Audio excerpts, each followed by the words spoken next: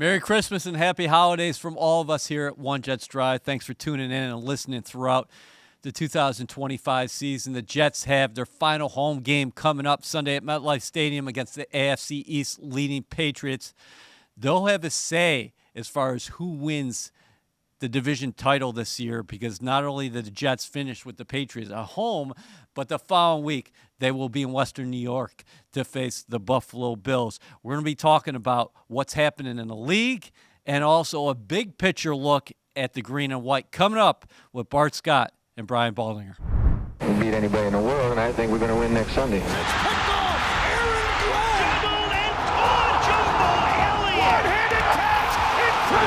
Gets running loose. Can't wait. Put your seatbelts on and get ready for the ride.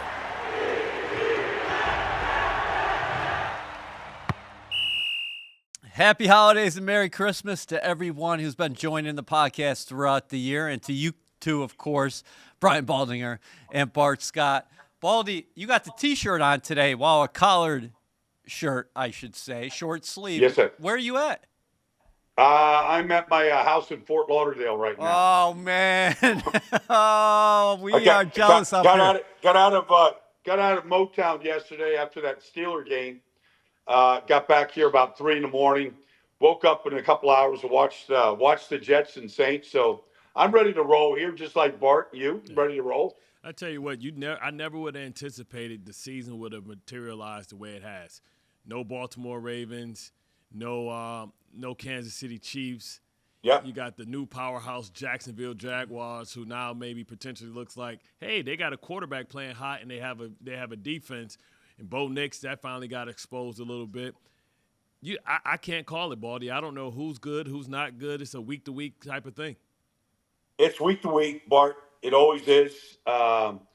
We might not have the Detroit Lions. They won 15 games last year, Bart. We might not have the Detroit Lions in the postseason. I mean, but, these games, like some of these games are coming down to a play.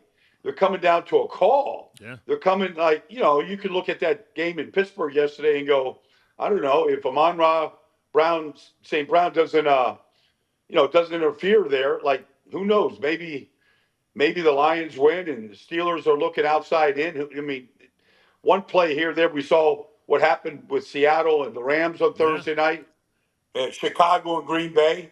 Like, it's crazy. Some of these games are just improbable. That's why you can't call, because it's week to week like that. What did you guys think about the endings to that Seattle Rams game? Seattle's down 30-14 in the fourth quarter. The controversial 2-point play. They win in overtime. Yeah. And then the Green Bay-Chicago game. I thought Malik Willis was playing awfully well for the Packers, coming on in relief of Jordan Love, of course. They had a 10-point lead with 4 minutes left in the fourth quarter, unable to get that onside kick, and then Caleb Williams threw a dime in overtime. I mean, all those things had to happen. Everything, including the fumble snap by Malik Willis from Sean Ryan, the center, where Chicago recovered. But the onside kick, I mean, I think we've had a total – you guys might know the stat, but it's either 4 or 5 recoveries through the whole season in 16 weeks right now. They get one. The throw, in the back of the end zone against a blitz zero look right there to get it back in the game was amazing. I mean, you just go around one play after another. Everything had to work out, including, an absolute dime to DJ Moore against great coverage of Keyshawn Nixon to get the touchdown, in overtime. It's kind of an amazing finish to that game. Nobody saw the Chicago Bears potentially winning this division. I didn't even have them making the playoffs, even so much as 5 weeks ago.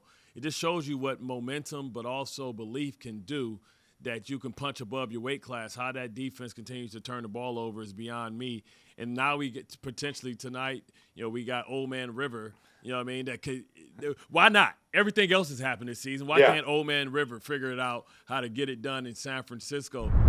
The official Jets podcast is presented by Kendra Scott, the jewelry company that's shining bright and doing good. Personalize your game day look by shopping spirited styles and so much more at your local Kendra Scott store or KendraScott.com, where team spirit meets personal style. Listen, there's a lot of things I actually want to get to regarding the Jets with 2 games remaining in the regular season. 14 players on the Jets' active roster were not on the team on August 19th. 9 of those players were acquired in season.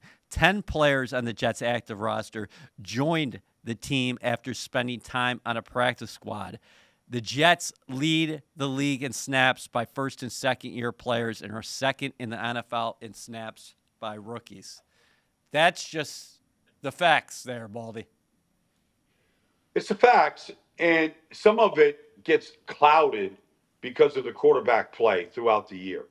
And so you don't get a chance to really see what A.D. Mitchell, we've seen signs that A.D. Mitchell can be the guy. We saw the biggest play yesterday was to A.D. Mitchell down the field. They needed about 4 or 5 more of those type of plays. But, that's a guy I think we have talked about, and it's clear that he's going to have a spot on this roster going forward. He's a big-time talent. I would say that he was in everybody's top 30 just 2 years ago coming out of college, and he's proving that right now. The sad part is, with the Garrett Wilson news, we won't get to see what it looks like. I was hoping we can get teased and maybe leave the, our fans and everybody kind of like with a look of what's to come, because we still don't know if we have to go out and address that position at a high-end level. When you think about, now the position that translates quicker in the NFL used to be the running back, and it still is, but now these receivers are coming out ready as well. When you look at what Teterola is doing, you look at what McMillan, you look at Chris Olave, Garrett Wilson, how they came out, Jamar Chase, Justin Jefferson. Like, guys come out ready because they get so many opportunities to see different coverages because they throw the ball more in college than what they used to. So we still don't know. And that's why I wanted to see how they complemented Garrett, how Garrett complemented and those pieces work together. Well, I mean, if you just look at Chris Olave yesterday, his teammate at Ohio State, Yeah. I mean, Olave was invisible for 2 years prior to Tyler Shuck. They've got a legitimate big-time prospect at quarterback with a good coordinator and play caller in Kellen Moore. And all of a sudden, Olave is putting up numbers like we saw yesterday. Like, you need the other part of the equation. I mean, Garrett needs a guy that can get him the ball in all the different spots that Olave got the ball yesterday. I mean, you watch Saint games now. Before these last 4 or 5 games that Chuck has played, you would say, why is he out there? Why would you come back from injury? You can say all the same things that we might say about Garrett right now. But when you get a quarterback that's getting you the ball, you can't wait to get on the field. You can't wait for Sundays. You can't wait to show your skill set the way Olave is right now over the last few weeks. Listen, when Garrett Wilson comes back on the field in 2026, watch out. That dude is crazy, and he was taking a next step. Unfortunately, he was banged up this year. You mentioned the quarterback instability there, Bart and Baldy.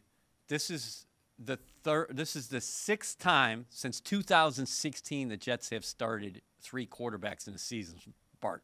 Yeah. I mean, and, that's a problem. And, you talk about trying to compete in this division, you're going to have to deal with May and Josh Allen. And you can't compete with them on a consistent basis until you get yourself a dude. And I don't say the dude has to be quite, like, up to their, place. I put it like this, right? Like, when I was in Baltimore, we knew we had to see Ben Roethlisberger, right? And we knew at some point we had to see Carson Palmer. But we didn't need a great quarterback. Joe Flacco was good enough, right? When you have the defense and the run game and all that stuff that we built. So the Jets have to figure out, man, they have to get a top 15 quarterback to be able to compete. I will say not only is Garrett Wilson not playing right now, but Mason Taylor was not on the field against the Saints. And that's an issue too. Aaron Glenn did say that he anticipates he'll be back in the lineup this week. What I'm saying is, like, we basically got 5 guys, like, with as great as the offensive line has been, is being able to be healthy. We got to figure out how to keep guys on the field too. This is the first time since 2012 that the Jets have started the same offensive line from left to right. This is going to be, the 16th or the 15th consecutive game. No, 16th this week against the New England Patriots. With that being said, Baldy, I wanted to talk about Jamie Sherwood a little bit. He was outstanding against the Saints. He was. No, I mean, look, you're talking about guys that can stay on the field. I mean, Jamie and Sherwood now 2 years in a row stayed on the field. Like he's out there every play. He's sacking the quarterback. He's getting, 3rd and 6 important sack right there to get off the field. I think that he's sideline to sideline. And so that's what they need. They need, 7, 8, 9 guys like that can just stay on the field, play together, where the communication is really sound. You're not turning guys loose like they did a lot of it at the end of that game, where, you're actually talking to guys that know exactly what the signals are. And Bart can understand this as well as anybody here. And that continuity that they've never had throughout the year, whether it's losing corners, safeties, all their safeties have gone down. And so that's what you got to, hope for, work for, is to try to get that continuity out there on the field the way Jamie Sherwood has provided over the last 2 years.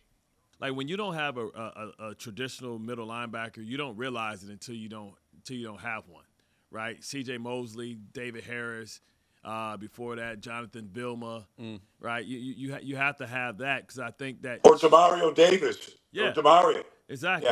Yeah. And I think Sherwood is uniquely qualified to play the will linebacker, which is what I was, to the bubble, being able to do the athletic stuff to the open side, being able to play in space, drop in zone.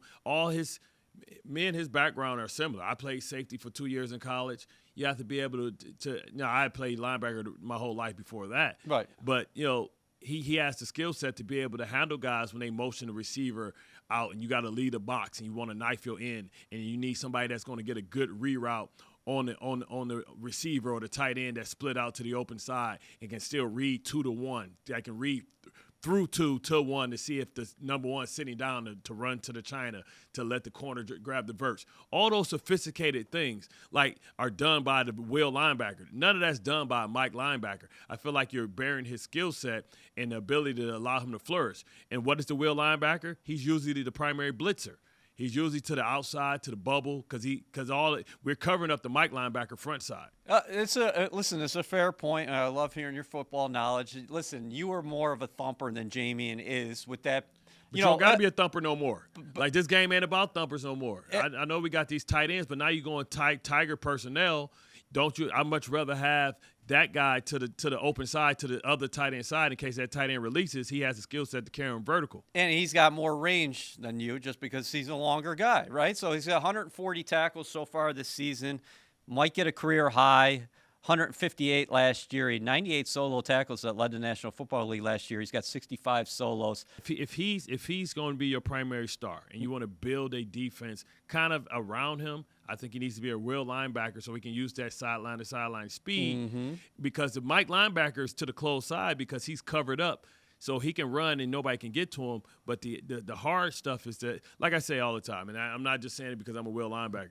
Like when I go down the list of the great players, where every time you talk about Brian Urlacher, I think Lance Briggs needs to be shut out there. Right? When you talk about Patrick Willis, you got to talk about Navarro Bowman, because the will linebacker does the dirty work. Bart did mention something before that I want to get back to, that big picture AFC East.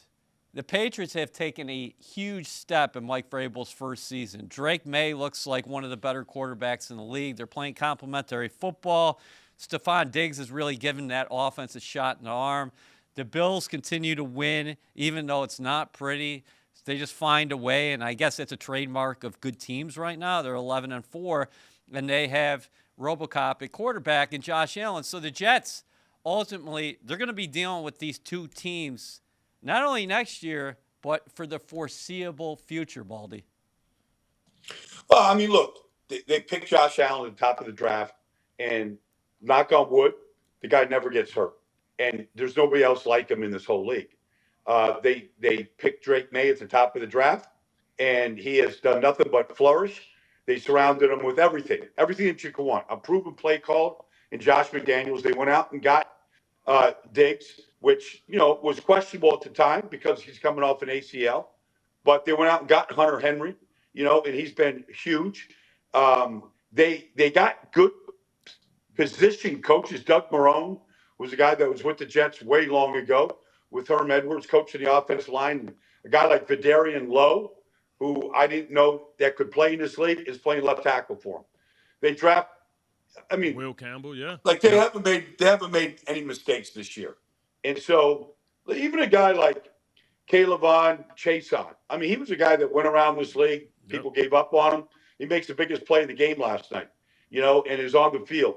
But they've got a vision how to build this team with Vrabel and with the coaching staff and the pieces that they've added to this defense and to the offense. Like, they put this thing together, and it all came together probably quicker than anybody thought. But they're here to stay. This isn't going to be a one-year run. It's going to be to your point, EA, it's going to be a team that you're going to have to contend with in this division, along with Buffalo, every single year right now. Yeah, and the reason why I'm talking about it, Bart, is that you look at the Jets' schedule, they're finishing up this year with the Patriots and the Bills, and ultimately the Jets are going to have something to say about who wins the AFC East potentially. I mean, you could keep one of these teams. You'd have to spring off quite an upset, but that's on the line, and that should be motivation for you. Yeah, and that's why I wanted everybody to play, right? Because that's what you want to do. Like, if I can't go, I'm gonna take something from you and mess something up for you as well.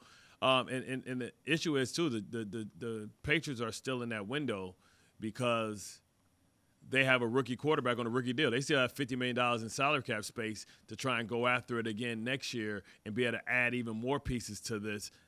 So this is going to be a tough challenge for the Jets, but it should be definitely motivation. You always have to find, this is why I want to do it, and this is what my motivation is for the week. And you find different things to make sure you finish strong. The official Jets podcast is presented by Kendra Scott, the jewelry company that's shining bright and doing good. Personalize your game day look by shopping spirited styles and so much more at your local Kendra Scott store or kendrascott.com, where team spirit meets personal style. Baldy, what do you make of rookie safety Malachi Moore out of Alabama? Well, I mean, look, the biggest issue with this Jets defense all year has been takeaways. They can't get them. Still don't have an interception. But Malachi gets that forced fumble there in the second play of the game, and Stiggers recovers it. He's gotten to the quarterback. He's played in the deep post. He's been up in the box. Like, he's shown real safety versatility, which you got to have in this league. And so I thought, Malachi, if you're looking for one of the bright spots on this team, I thought Malachi played very well again. I thought Jawan Briggs played well again. Got himself a sack, had a good pass rush, beat a left guard one-on-one. And then I think that Stiggers showed signs that he can be very sticky in coverage against good players, that he can run with them.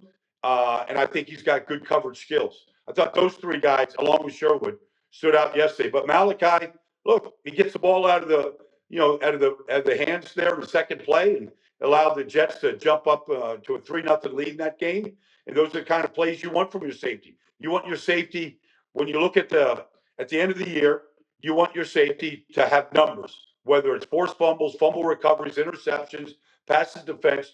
You want to see numbers next to your safety's name. And he's starting to put some of those numbers together.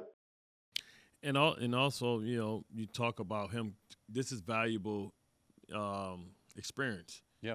And you talk about the next two games.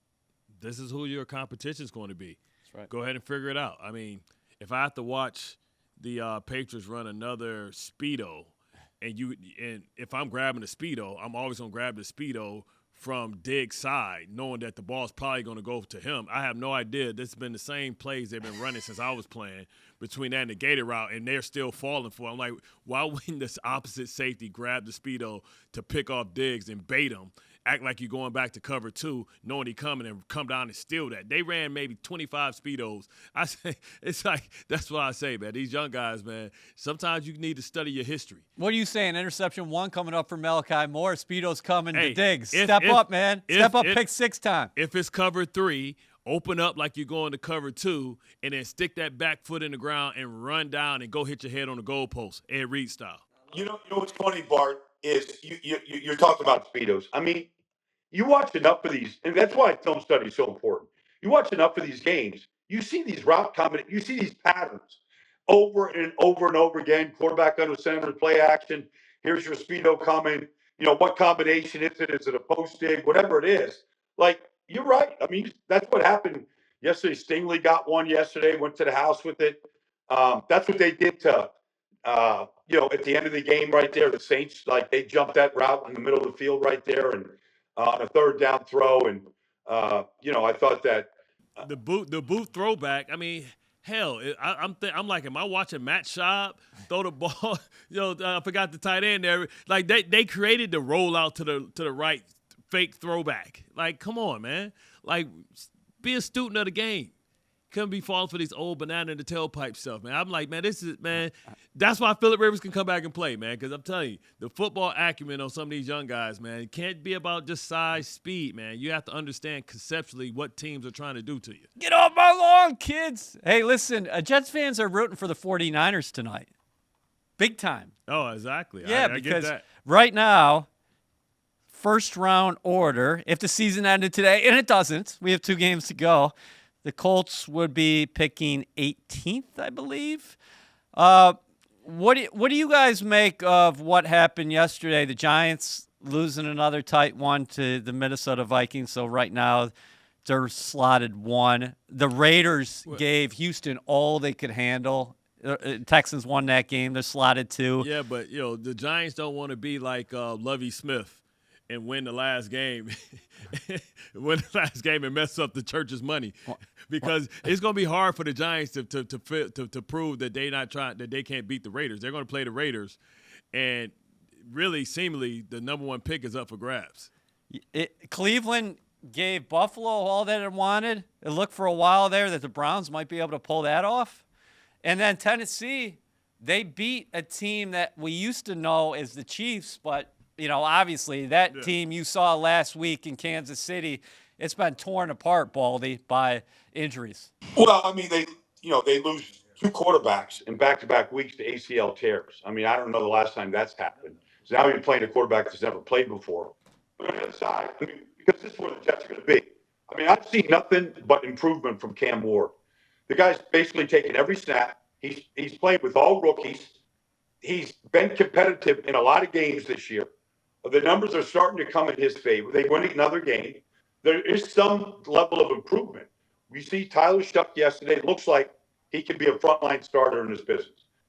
This is 4 weeks in a row he's played great. I mean, the Jets are looking at what happens when you get a quarterback. And you can complete third downs. You can stay on the field. You can get chunk plays, in the passing game. It's kind of just a vision. And that's the same thing to the Giants. I mean, you can say Jackson Dart is a future, but if you don't have guys that can catch the ball, Theo Johnson, Darius Slayton, if they can't catch the ball, you got to get better players around the quarterback. You can't come out of the game like yesterday with the Giants, a winnable game against a broken Minnesota team, and throw for 13 yards and win a game in this league. You can't do it. You need better people around the quarterback, and it's just a reminder of where the Jets are at and what they need to do. Yeah, it'd be interesting, right? Because you look at those teams, like, are the Saints sold on Shuck, right? Or the New Orleans people I was talking to yesterday, it sure sounded like they think he's the guy. Is Cleveland sold on Shador? So I'm just trying to line up the quarterbacks with the Jets of what opportunities they'll have without having to give up future draft capital to get the guy they want. Yeah, well, we'll have to see if. But if you get Mendoza, then I know. We'll have to actually see if Moore declares for the draft. We don't know that just yet. Give me a game plan for this week. This is the final game you're playing in front of your fans there, Baldy. You got the Patriots coming to town. They got their eyes on the AFC East crown. We talked about that before.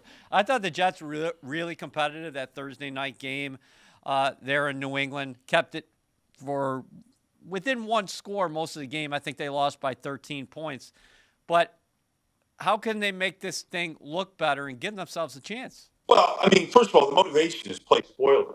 I mean, you can push, basically maybe help Buffalo get the division and knock the Patriots out after they had won 10 games in a row. I mean, the Jets are exactly where the Patriots are exactly where the Jets want to be. Like, that's what you want. You want that kind of it's in a dramatic turnaround. But okay, you played well for quite a bit in that game, like they did yesterday against the Saints.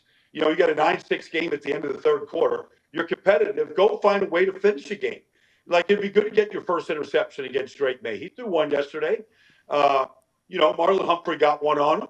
I mean, go get your first interception. I'd like to see, everybody celebrates these interceptions in the end zone, and the whole team runs down the end zone and celebrates.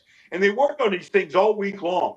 Well, it'd be great to see Quantez Stiggers or Malachi Moore get an interception and celebrate it, and see if you can, do something defensively to help the team win a game. We know that special teams wise, they could be a threat to anybody, what they could do in the special teams. It'd be good to see all three faces show up, against the Patriots, and maybe take down a really good team, and just feel good about yourself during the holiday season right now. The holiday season. Baldy wants to dance, Bart. That's what I'm hearing. Listen, Breece Hall, 46 yards away from 1,000 for the first time in his career. When you watch that Patriots defense struggle with King Henry on Sunday Night Football, you got to think, hey, can the Jets get this run game going at home? Yeah, but he's going to do it against he's going to have to do it against a loaded box, I'm sure. Yeah. And a lot of run blitzing. So you're going to have to be on your details, because they're going to be probably adding more bodies to the count. But those are great opportunities when somebody blitzes or they have run blitzes to kind of exploit that aggression for them. But you have to understand the type of game you're going to get is going to be slightly different from the game that the Ravens got. So it's going to have to be a different type of run game, because you have different strengths and weaknesses. Yeah, Baldy, ultimately the Jets are going to need a big game from Breece Hall to spring off the upset, and I think he's capable of it. I mean, his jump cuts on some of these plays are just incredible, where it looks like there's nowhere to go as far as that hole closing, and just a jump cut up the sideline. He makes some of these 4 and 5 yard plays look just absolutely magnificent. No, look, nobody is up against more than Breece Hall is, to Bart's point about stacking a box and knowing the quarterback is going to struggle in third downs. So he's getting looks that other running backs aren't getting, because of, just the limited passing game that they have. And so it's important for Breece to get 1,000 yards, to put that next to his name. He's trying to build a career, whether it's going to be in New York or maybe someplace else, who knows. But, he stayed healthy this year. That's something all running backs are trying to do in this business. And it seems like it gets harder and harder every year. But he stayed healthy, same offensive line. The run game shows signs that it can pop. And that's really, if you want to have big days the way James Cook is, the way some of these backs are, you need explosive runs. And, you saw Jalen Warren yesterday with 2 45-yard touchdown runs. That's nothing. What the Steelers did to the Lions yesterday in those runs, it's nothing that the Jets can't do as well. What simple toss, weak side slants, like you could break them if you block the second level and maybe get a wide receiver to pick off a safety or something. Those runs are available to Breece Hall. Hey, listen, fellas. Merry Christmas. Happy holidays to you and your respective families. I've really enjoyed it this year. We got a couple more podcasts to go. Hey, Bart, stop being a Grinch, though, okay? I want you to smile. I want you to smile not only here, but smiling outside the building as well, because Baldy's smiling every day, swimming with the sharks in South Florida. That's because he's getting plenty of vitamin D from the sun. I know. We all need a trip right now. All right. Thanks, fellas.